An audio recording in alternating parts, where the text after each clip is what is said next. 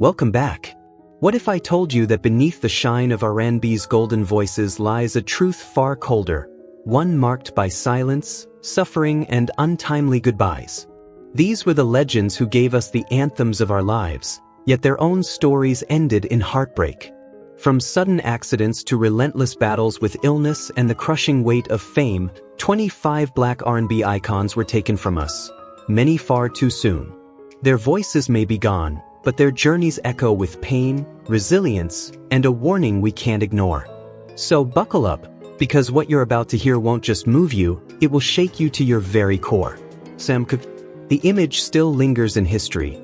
A man in a sharp white suit, bathed in stage lights, his velvet voice pouring like honey into the ears of thousands. He wasn't just singing, he was breaking barriers. From the pulpit of a small church to the heights of American popular music, Sam became the first black singer to truly cross the color line. With timeless hits like You Send Me and A Change Is Gonna Come, he rose as an R&B icon whose voice promised hope and freedom. But behind the glow of the spotlight lived a man wrestling with demons, restless, volatile, and often consumed by alcohol, women, and betrayal. At the peak of his fame, he founded his own record label, a bold move almost unheard of for a black artist in the early 60s. Yet that triumph brought danger, lawsuits, financial wars, and whispers of threats from those who didn't want him fighting for black artists' independence. Friends recall nights when Sam drank himself to sleep in the studio, muttering that someone was watching him. Then came December 11, 1964. After leaving a Los Angeles club with a young woman named Elisa Boyer, Sam checked into a motel. Within an hour, he was shot dead by the manager, Bertha Franklin, who claimed self-defense against a drunk, half-dressed cook pounding at her door. But the official story never matched the evidence. Sam's body bore bruises, broken bones, and head wounds, far beyond a single gunshot. Boyer's later conviction for kidnapping only deepened the suspicion. Why did the police rush to close the case? Who really silenced him? To this day, many believe Sam Cooke was targeted for daring to demand equality, for daring to carve a path for black artists, for daring to sing the truth. His death didn't just steal a man, it extinguished a dream in its infancy. Sam once sang, "It's been a long time coming, but I know a change is gonna come." Perhaps that change cost him his life. Jackie Wilson was pure electricity, the brightest star in the soul music galaxy of the 1950s and 60s. They called him Mr. Excitement, the first true king of live performance. On stage, he could spin, leap, and glide across the floor like a spring wound tight, never once losing his perfect pitch. Elvis Presley himself once admitted, "If anyone deserves to be king, it's Jackie." But behind the glitter and the screams of adoring fans, Jackie's life was anything but stable. Alcohol, crushing debt, and silent tragedies followed him like a shadow he could never escape. From his youth, Jackie was as famous for his wild lifestyle as for his dazzling talent. He signed with Brunswick Records, a label secretly tied to the mob. While his voice made millions, Jackie saw only scraps. The rest disappeared into shady accounts. Whenever he complained, the threats came quick, and the silence that followed was colder. To the world, he looked like a wealthy superstar. In truth, he was borrowing money just to keep his wife and children afloat, a secret he carried to his grave. On September 29, 1975, during a charity performance in New Jersey, Jackie launched into his classic, Lonely Teardrops. Just after singing the haunting line, "My heart is crying," he collapsed. The audience thought it was part of the act, but Jackie never got up. He had suffered a massive heart attack and stroke, slipping into a coma that left him in a vegetative state. For nearly a decade, from 1975 until his death in 1984, the man once known as Mr. Excitement lay in silence, motionless, speechless, trapped between life and death. As the years dragged on, the crowds faded, his family struggled to pay for his care, and the very company that had drained his fortune turned its back. By his final days, Jackie Wilson, the man who once made America rise to its feet, was discovered wasting away in a rundown nursing home, neglected, unrecognized, and alone. Only then did a few stunned nurses realize the truth. This frail man hooked to an oxygen machine had once been the heartbeat of soul. Jackie Wilson's death wasn't just the loss of a legend. It was a cruel reminder of how easily fame can be devoured by greed and forgotten by time. If Jackie's music ever stirred your soul, honor him by living with kindness every day. Because sometimes, the greatest gift an artist can receive isn't flowers after they're gone. It's justice, love, and respect while they're still alive. Etta James. On stage, she was a wildfire that could never be contained. Her voice, husky, raw, and soul-deep, could melt the coldest of hearts. Her timeless ballad at last became the soundtrack of love, echoing through lavish weddings and humble Southern churches alike. But when the spotlight faded, Etta's life unraveled into shadows, marked by addiction, violence, abandonment, and a slow descent into painful obscurity. Born into poverty and left behind by her parents, she grew up tough, hardened by the streets. By her teens, heroin had its grip on her. Even as she shared the stage with legends like Ray Charles and Sam Cooke, and inspired future divas from Beyoncé to Christina Aguilera, Etta was pushed aside, her battles with drugs and defiance keeping her on the margins of the very industry she helped shape. Arrests, rehabs, and hospital stays became more familiar than recording studios. By the 1980s, her name was barely spoken. She lived on welfare, sang in dive bars, and tried to cover the track marks that told her story better than any song could. In 2010, leukemia struck, and the world barely noticed. Condolences trickled in from a few artists and faithful fans, but there were no headlines, no great farewell. In a quiet hospital room, she once asked her son, "Do they still remember my voice?" There were no flowers, no chorus of goodbye, only the steady hum of the heart monitor and her tired eyes fixed on the ceiling. A few months before her death, she tried to record one last song, but her breath could no longer carry even a single note. When she passed, tributes surfaced briefly before being drowned out by the noise of newer trends. A legend slipped away, her glory reduced to fading memories of a bygone era. And the haunting question remains: why was such a voice left forgotten even while she still lived? Was she too real, too wild, too unyielding for the world to hold on to? Some voices bring us to tears, but some lives force us to ask whether there is still compassion left in our hearts. Because artists don't just need applause when they're young and shining, they need to be remembered even when their voices fall silent. Marvin Gaye. He wasn't just the sound of the 70s, he was its soul. His music was a collision of love and anguish, of raw desire and spiritual yearning. From sexual healing to what's going on, Marvin didn't just sing songs. He bared his wounds, telling the story of both a broken society and a tortured heart. But no one could have imagined that the man who captivated millions would lose his life in his own father's house, by his father's hand.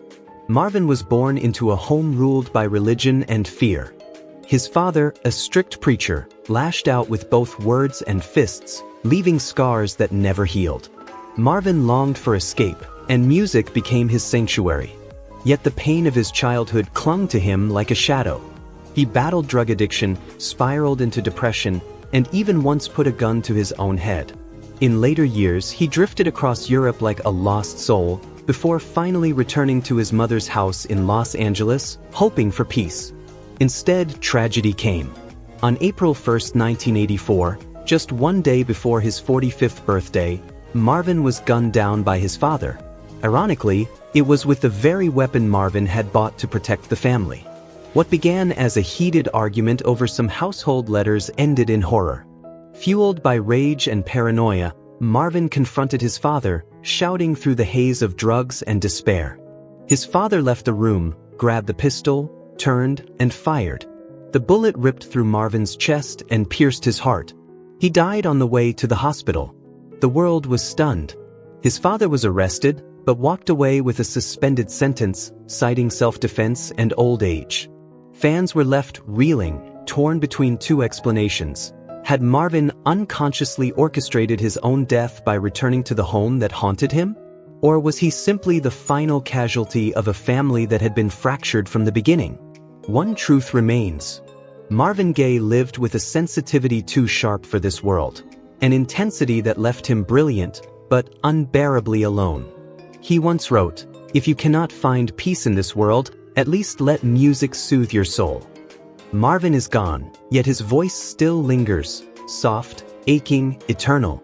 And if his story teaches us anything, it's this: never let the ones you love become the ones who can destroy you. Johnny Bristol. He was the man behind the curtain of Motown's brightest stars. His name was rarely sung on stage, yet his pen crafted the love songs that lifted Marvin Gaye, Tammy Terrell, and Gladys Knight into the stratosphere of fame. With his smooth voice, sparkling eyes, and polished charm, record labels once called him the bridge between love and music. But that halo could not protect him from a lonely, forgotten end in a quiet Detroit apartment. For a time, Johnny was Motown royalty, a hit-making producer who co-wrote the timeless anthem, "Ain't No Mountain High Enough." When he left the label in the early 70s, he reached for the spotlight himself. His solo debut, "Hang On in There Baby," climbed the charts, proving he could shine on his own. But by the 80s, the tide of music had shifted. New sounds, younger faces, and ruthless record executives pushed him aside. The man who once shaped legends was suddenly considered out of fashion. He survived on modest royalties and the occasional small stage performance. To friends, Johnny was always warm, polite, and optimistic. But behind the smile lingered an ache. He once confessed, "There's nothing more painful than writing a love song everyone sings, but no one remembers who wrote it." In his final years, neighbors often saw him standing at his window, gazing at the gray Detroit sky, whispering fragments of old lyrics, as if trying to hold on to the echoes of his glory days. On March 21, 2004, Johnny Bristol was found dead in his apartment. No violence, no farewell note, just silence. Officially, it was natural causes. But many believe he had simply run out of strength, worn down by a lifetime of giving more than he ever received. At first, no news outlet mentioned his passing. Only a week later did a small local paper quietly note the death of the man who had written songs of eternal love. The world barely blinked. And yet, for those who listen closely, his voice still lingers, in every verse he gifted to others, in every melody that once carried hearts higher. Johnny Bristol's story is a reminder: true kindness is not about the fame we earn, but the love we give, quietly, selflessly, without asking for recognition. He may have left this world like a ghost, but the music he poured his soul into ensures his spirit will never be silenced. Howard Tate. In the 1960s, critics whispered his name like a secret. They called him the hidden voice of American soul. His voice could burn like fire, then fade into smoke, leaving listeners breathless with sorrow. Songs like Get It While You Can weren't just music, they were confessions, pulling rare tears from hardened hearts. But fate was cruel to Howard. While his peers climbed higher, he stumbled into tragedy. At the height of his career, after signing with major labels and working under legendary producer Jerry Ragavoy, disaster struck. His young daughter died in a fire. The grief was too heavy to carry. Howard drowned it with alcohol, then drugs. Fame slipped from his hands overnight. He lost his home. He lost custody of his children. And in the 1980s, Howard Tate vanished. Rumors spread. Some swore he was dead, others claimed he was homeless. Then, in 2001, a miracle. A music journalist heard a man singing in a tiny New Jersey church, a voice so familiar it froze him in place. When asked his name, the man gave a sad smile. "I used to be Howard Tate." His comeback was brief but unforgettable. He released a new album. Critics celebrated his return, but time had taken its toll. Cancer and diabetes ravaged his body. In 2011, in a poor hospital bed, Howard passed away quietly. Relatives say in his final days, he would stare at the ceiling, softly mumbling lyrics he once wrote for others. Howard's death didn't make headlines. It was quiet, almost invisible. But for those who had ever heard him sing, it was a wound that never healed. He was a brilliant artist abandoned by the world when he needed it most. A reminder of how fragile genius can be. Howard once sang, "Take what you need while you can." His life is proof of that truth. If we don't cherish each other while we're still here, regret is all that's left. So be kind, because sometimes even the smallest gesture, a smile, a greeting, can pull someone back from the edge of darkness. Ray Charles wasn't just a man who played music. He was the blind genius who saw the soul of America more clearly than anyone else. Dressed in his iconic white suit, fingers gliding effortlessly over the keys, his voice rose and fell like a storm that could silence an entire crowd. He wasn't only a legend of soul, jazz, and blues, he was the man who tore down racial barriers in American music. But behind the roaring applause and glowing stage lights lived another Ray, scarred, haunted, and carrying wounds no one dared to uncover. Blind since the age of 7, motherless at 15, the loneliness of his childhood never stopped following him. Music saved him, yes, but it also trapped him in a world where everyone wanted a piece of his genius, but no one would carry his pain. For decades, Ray battled addiction. Though he eventually broke free from heroin, the fear of relapse never left him. Night after night, after the shows ended, he sat alone with a glass of hard liquor, his guitar in hand, tears slipping silently down his face. By 2003, his body began to betray him. Doctors found advanced liver disease, cirrhosis, and organ failure.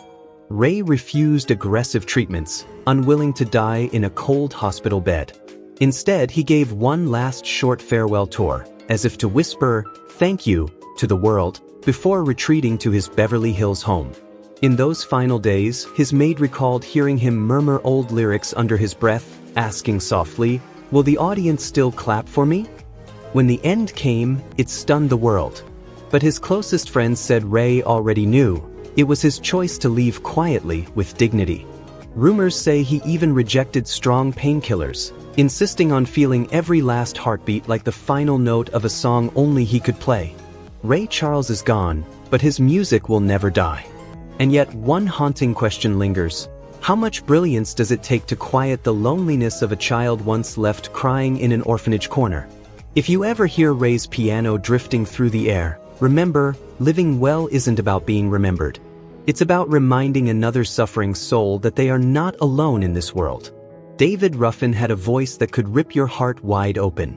When he stood at the center of the Temptations, he wasn't just another singer. He was the soul, the fire, the cry of a generation demanding to be heard. But behind that haunting, tear-soaked voice lived a man full of contradictions. Brilliant yet volatile, adored yet self-destructive, worshipped one moment and abandoned the next.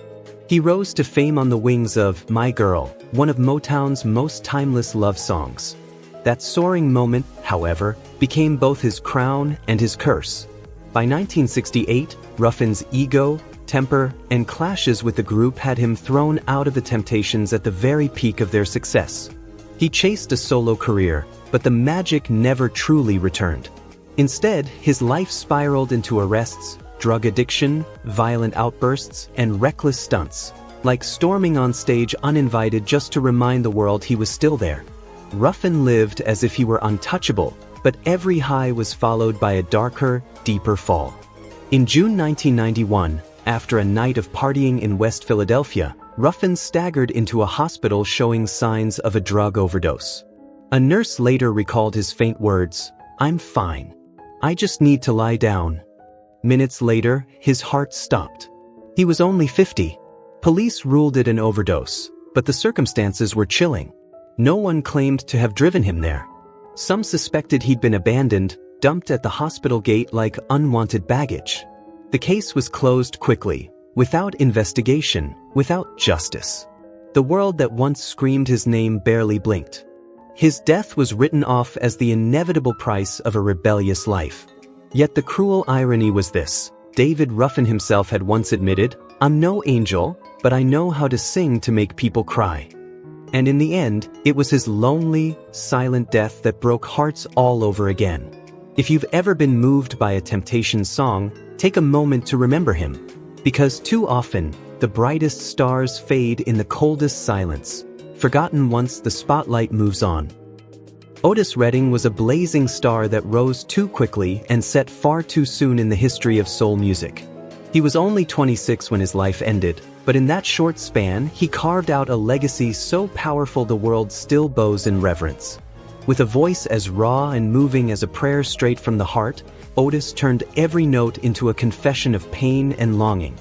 His rendition of Try a Little Tenderness could bring an audience to tears before the first chorus even ended.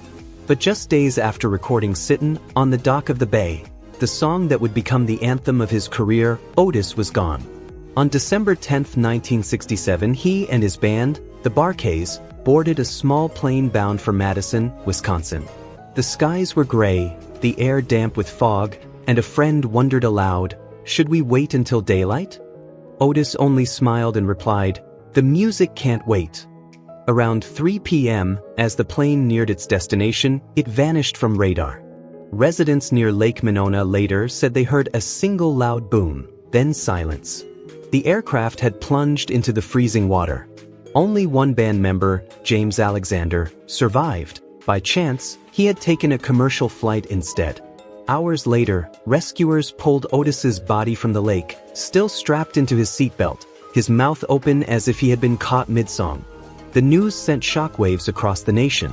Just a day earlier, fans had seen him on television, full of life, his voice soaring. Some blamed the old plane. Others whispered about a bad omen. Otis had been unusually quiet before the flight, scribbling lyrics about loneliness and death, almost as if he sensed his fate. Otis Redding died before he ever heard Sittin' on the Dock of the Bay climb the charts to become the first posthumous #1 Billboard hit. He never heard the final version, complete with the sound of ocean waves, an idea he insisted on including. He once sang, "I just sit here watching the tide roll away." And in a tragic twist, he became part of that tide forever. Otis's life was heartbreakingly short, but his voice still echoes across time. His story leaves us with one lasting truth. Live fully, sing your song boldly, because none of us knows when the final note will play. Curtis Mayfield wasn't just another singer, he was the soul of a movement. His voice carried the weight of a generation, a poet who spoke truth to power in an America torn by violence, injustice, and division. People Get Ready, Move On Up, and the unforgettable Superfly soundtrack weren't simply songs. They were sermons, prayers set to rhythm, messages that gave hope to the Black community and challenged a broken system. But fate dealt Curtis a cruel blow. In August 1990, during an outdoor concert in Brooklyn, New York, the sky darkened with storm clouds. The crowd gathered under a towering stage tent, rain starting to fall, winds picking up. When Curtis stepped out, the audience roared with joy. Moments later, tragedy struck. A powerful gust tore through the stage, sending the steel frame of a spotlight crashing down. It struck him at the back of the neck. In an instant, Curtis fell motionless. The stage erupted into chaos. From that day forward, the man who once stood tall was paralyzed from the neck down. Confined to a wheelchair, reliant on a ventilator, and enduring constant pain, Curtis never surrendered. Even stripped of movement, he found ways to sing. His final album, New World Order, was recorded line by painstaking line as he lay on his back. Sometimes it took him 20 minutes of coughing just to get out 2 words. But he refused to quit. That was Curtis Mayfield, resilience in human form. In December 1999, Curtis passed away quietly from complications of diabetes and paralysis. No grand farewell, no spectacle, just silence. Yet for those who had heard his voice, the loss was immeasurable. Some called his accident a cruel twist of fate. Others believed it was life's final test of his spirit. Curtis himself never complained. He once said, "When life takes something away from you, it teaches you something else." And teach us he did. He showed that true strength isn't found in muscle or movement, but in willpower and spirit. His legacy whispers to us even now, if you can walk, laugh, breathe, cherish it. Be kind, because someone near you may be fighting a silent battle with pain you'll never see. Aretha Franklin. When she stepped onto a stage, she didn't just sing, she stirred the soul. Her voice became a force of power, dignity, and unconditional love. From Respect to You Make Me Feel Like a Natural Woman, Aretha didn't just reshape soul music, she reshaped the place of Black women in a world that too often tried to silence them. But behind the crown of the Queen of Soul was a woman carrying a lifetime of battles. A teenage pregnancy. A father shot in cold blood. 2 failed marriages. and the relentless weight of maintaining a legendary image for more than 60 years. In her final years, Aretha slipped away from the spotlight. She didn't want anyone to see her weak, one relative recalled. Even as pancreatic cancer ravaged her body, she still pushed herself to perform, still demanded to hear her old recordings as she lay motionless, refusing food and water. When she died in August 2018, the world fell silent. People said she passed like a queen, but few understood how heavy that crown had been. In the end, when the music stopped, what remained was a heart that had given everything to the world yet rarely received a song in return. If you've ever listened to Aretha and felt stronger, live a life worthy of those lyrics. Because a good life sometimes begins with listening, just as she once listened to the whole world with her heart. And then Curtis Mayfield. 20 minutes just to sing 2 words, but he refused to quit. Paralyzed after a tragic accident, battling diabetes until his death in 1999, he left quietly, no grand funeral, no headlines. Yet for those who heard him sing, his loss was immeasurable. Some called the accident a cruel twist of fate, others believed it was his final test, proof that his words were stronger than his broken body. Curtis never complained. He once said, "When life takes something away from you, it teaches you something else."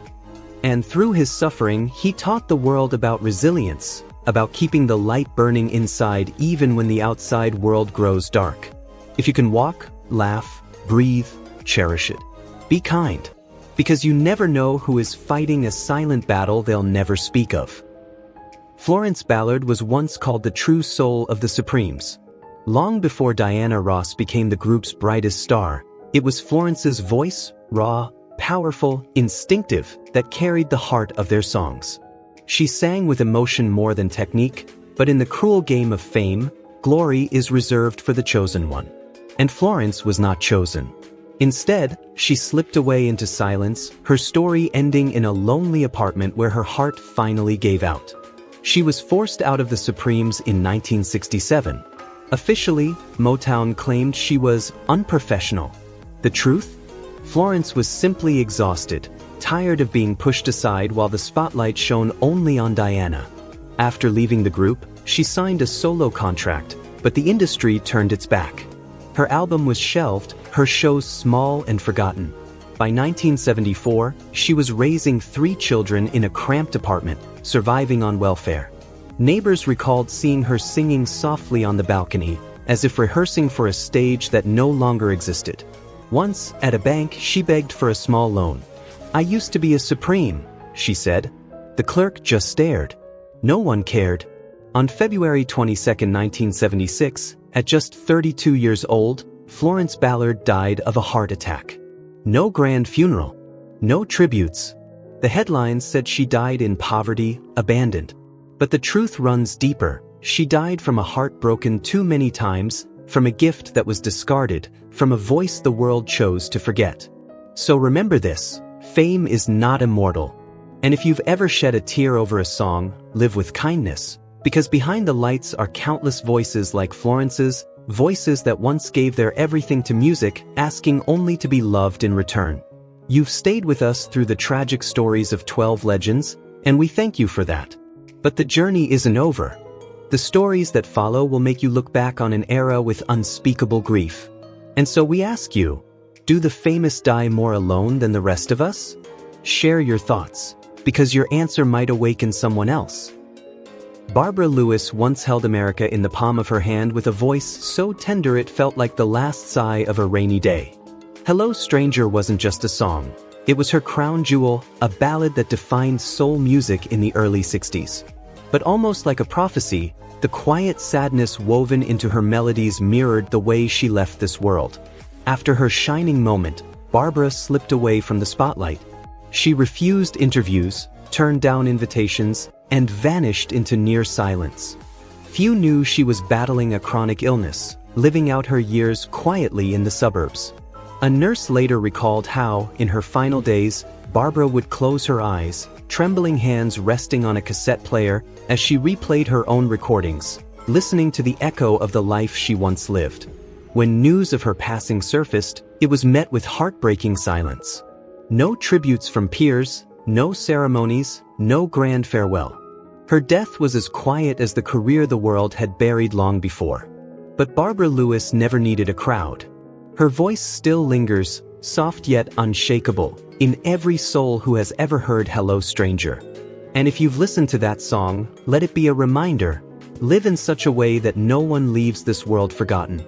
Barry White wasn't just a singer, he was the very definition of a 1970s sex symbol. A man whose voice rumbled like thunder yet caressed the ear like silk. He wasn't only an artist, he was the soundtrack of love itself, both sensual and sacred. But behind the glow of stardom, Barry carried a body slowly breaking under the weight of illness. In his final years, he waged a quiet war against high blood pressure, diabetes, and ultimately, devastating kidney failure. A close friend remembered that even during dialysis, Barry's spirit refused to fade. He would sit among patients, softly singing, his deep voice still weaving comfort through the sterile hospital air. But his body could no longer sustain the rhythm that once set the world's hearts beating. When Barry White passed, fans mourned through the timeless ballads he left behind. Yet few knew the words he once confessed: the most painful thing is not the illness, it's being forgotten when you're no longer on top. His story reminds us that life asks for more than admiration, it asks for kindness. And kindness is what Barry gave us, with the deepest, most unforgettable voice ever to echo on this earth. Tammy Terrell was a fleeting sunrise in Motown's history, brilliant, but heartbreakingly brief. At just 20 years old, she was already recording timeless duets with Marvin Gaye, lighting up the world with classics like Ain't No Mountain High Enough. Yet behind that radiant smile, her body was waging a war she could never win. In the middle of a performance with Marvin, Tammy suddenly collapsed on stage, a chilling moment that marked the beginning of her tragic decline. Doctors soon revealed the devastating truth: a malignant brain tumor. She endured one surgery after another, each one dimming her strength. Through it all, Marvin often sat by her hospital bed, singing softly to ease her pain. A nurse once recalled Tammy opening her eyes just long enough to whisper, "I'm afraid of the light, because I know it will be dark." On March 16, 1970, at only 24 years old, Tammy Terrell's voice was silenced forever. Her death left Marvin shattered, sinking into years of depression. But her passing was more than just the loss of a rising star. It was the silencing of a soul that had barely begun to blossom. If life is a song, Tammy's reminds us of this truth: sing it boldly, sing it fully, because none of us know whether the chorus will come too soon or never at all. Donny Hathaway was often called the saddest musical genius of the 20th century, a man whose voice could soar like a prayer, as if he were speaking directly to God. Every note carried both the weight of pain and the light of hope. Songs like A Song for You and Someday We'll All Be Free still echo in the hearts of those who listen when their souls feel shattered. But behind the brilliance lived a torment few understood. Donny battled severe schizophrenia, gripped by paranoia that sometimes turned even his closest loved ones into strangers in his mind. On the cold night of January 13, 1979, he was discovered outside the 15th floor balcony of New York's Essex House Hotel. Room 1705 held no suicide note, no clear explanation.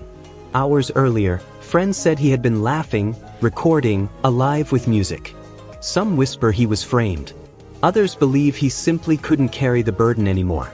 What everyone agrees on is this: he left this world with wounds too deep to heal.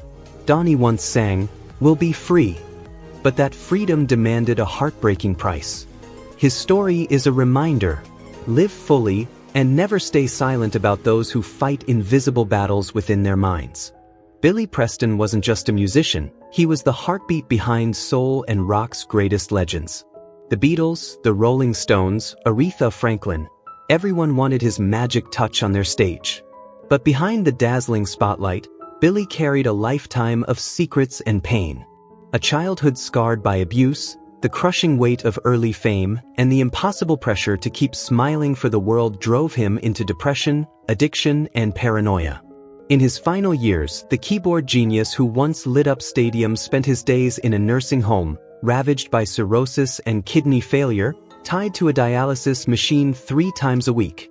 One nurse recalled him whispering through tears, "I miss the limelight," before breaking down like a child. When he died, the world barely noticed. A few flowers from fellow artists, a line or two on the evening news, but no one spoke of the darkness he had endured. Perhaps the world never knew how to mourn a genius who was unhappy. Billy once wrote, "If you hear my guitar, it means I'm still alive somewhere."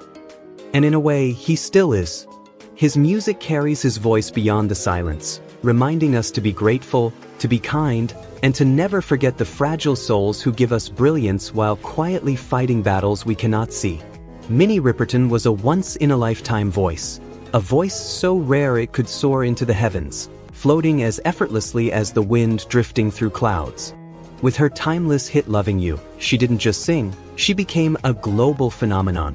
But behind the angelic notes and radiant smile, her body was fighting a silent, merciless enemy, breast cancer. In 1976, at the very height of her career, doctors gave her only months to live. Most people would have stepped back. Minnie refused. She kept recording, performing, and even speaking publicly about her illness at a time when cancer was still whispered about, especially for a Black woman in the spotlight. She broke barriers not just with her voice, but with her bravery. One of her last performances became unforgettable. Her voice, once limitless, was now fragile. She could only manage the opening lines. The crowd, overwhelmed, broke into tears. Yet Minnie, with a soft smile, whispered backstage, "As long as they can hear me, I'm alive." On July 12, 1979, at just 31 years old, Minnie Riperton's song came to an end. Her passing shocked the music world, and many have said that with today's medicine, she might have survived. But her legacy was never only her 5-octave range. It was her courage, her grace, and her refusal to let fear silence her. And that made her immortal. To this day, when her delicate voice drifts through the speakers, it's as if Minnie is still here, reminding us that true beauty lives in courage, and true immortality lives in love. Phyllis Hyman once made audiences tremble with a voice drenched in sorrow, a sound that seemed to rise straight from a wounded heart. She became a legend of soul for her haunting love songs, filled with tenderness and pain. But behind the spotlight, Phyllis was a woman who refused to bend to an industry built on control. Her strength, her unwillingness to compromise, often cost her the recognition she deserved. After years of being overlooked by labels and dismissed by the media, the weight of neglect pulled her into a dark depression.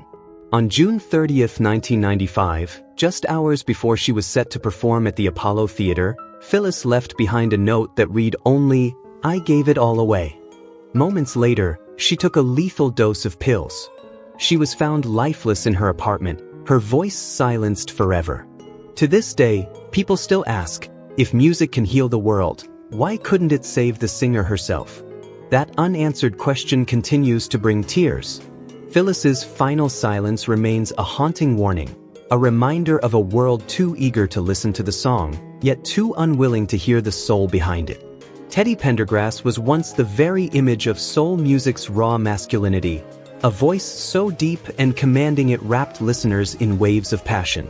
But in 1982, fate struck cruelly. A devastating car crash left him paralyzed from the neck down. Overnight, the sex symbol adored by millions became confined to a wheelchair, reliant on caregivers for even the simplest tasks. Though Teddy bravely fought to reclaim the stage, his health slowly declined. In his final years, he slipped into quiet seclusion, far from the spotlight that once defined him. A family member remembered how Teddy wept when he heard, "Close the door," whispering through tears, "My voice is still here, but I am gone." He passed away from surgical complications, carrying with him a sorrow that words could never fully capture. The tragedy was not only the loss of his movement, it was being stripped of the chance to stand before the world as himself, the man millions had loved. Gwen Guthrie may not be a name splashed across today's headlines, but for lovers of soul and funk, she remains a hidden gem. Her smash hit Ain't Nothing Going On But the Rent made her a powerful voice of independence in a music industry dominated by men. Yet away from the stage lights, her life carried a quiet sorrow.